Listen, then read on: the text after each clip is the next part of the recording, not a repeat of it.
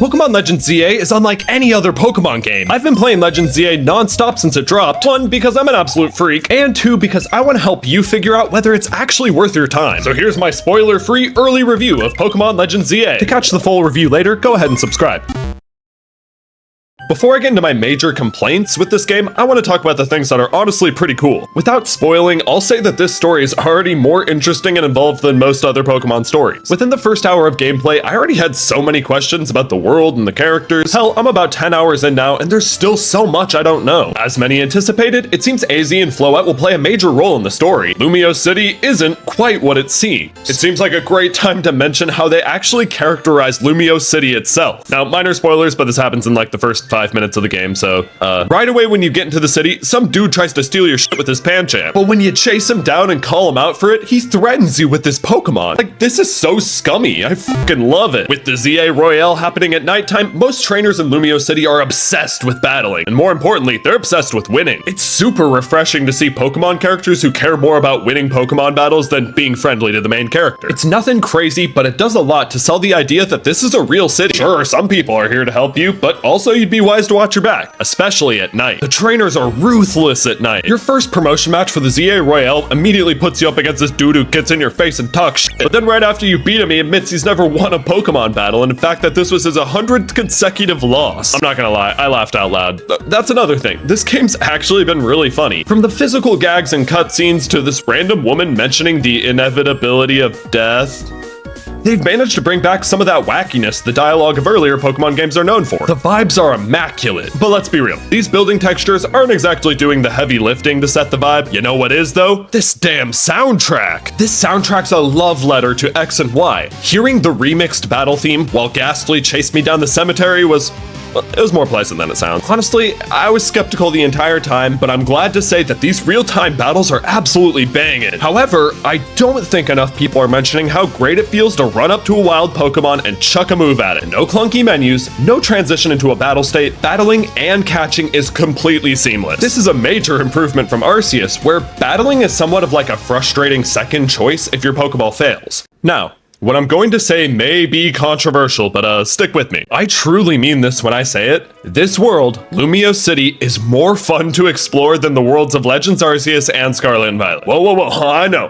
How can one single city be nearly as good as an entire region to explore? The simple answer? There's stuff to do. Yeah, sure, you get larger, more open environments in these games, but what really is there to do besides find Pokemon and maybe the occasional item on your way to your destination? Lumio City, on the other hand, has so much intentional design to it. Much like Legends Arceus, there's still items randomly littered everywhere for those quick dopamine boosts, but there are also tons of shops to discover, rooftops to explore, buildings to go in. Yeah, I'm looking at you. The city even features these bits of scaffolding which offer unique platforming challenges, usually rewarding you with a more valuable item or TM. Yeah, no, you heard that right. Platforming challenges in Pokemon. Obviously, controlling your character isn't as fluid as something like Mario Odyssey or Donkey Kong Bonanza, but it's still pretty satisfying to pull off a dive onto a platform that seems like you shouldn't have been able to get on. It seems small, but these little things coalesce to make the gameplay loop really satisfying. Now, that's a lot of glaze, so surely it's a 10 out of 10, right? Pack it up, we got a perfect Pokemon game.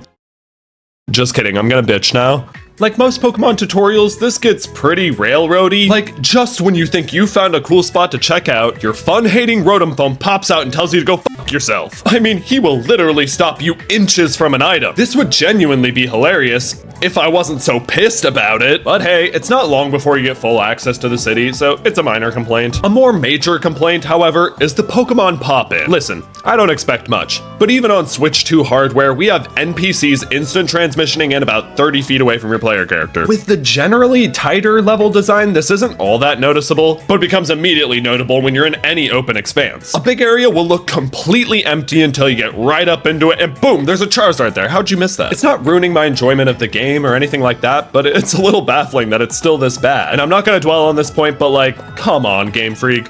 Not even a little voice acting. I'm not even asking for full cutscenes or anything like that. Just have the characters grunt or something. It's a small problem, but when there's like 4 NPCs on screen, it can get kinda hard to tell who's talking. Now, with all that out of the way, that mostly covers my thoughts for this early review, and I'm sure y'all are expecting some kind of rating out of 10. It's subject to change. I'm not even close to finishing the game. There's plenty of time for Game Freak to mess this up. But honestly, this game is incredibly promising. If you're a Pokemon fan, especially if you're a Legends Arceus fan, I think this game has a lot to offer you. I can pretty confidently say that this game, at least on a fundamental level, improves upon Legends Arceus in most ways. And honestly, it feels great to say that after being skeptical for so long. Oh yeah, score out of 10. Well, if you held a Remoraid to my head, I'd probably give it like an 8.5 or a 9. Listen, you still got some of that Pokemon jank, but it's nowhere near as egregious as it's been, and behind that jank is the most promising Pokemon game I've played in a very long time. Time will tell if it holds up to the end, but I'm a lot more optimistic than I was. That pretty much wraps up my thoughts for the video. Hey, I want to apologize for my voice. I'm recovering from bronchitis, so if my tone is really raspy and kind of breaking a lot through this video, I'm sorry. I'm also just really excited. Again, to catch the full review later, go ahead and subscribe, and for now, enjoy this video of my cat.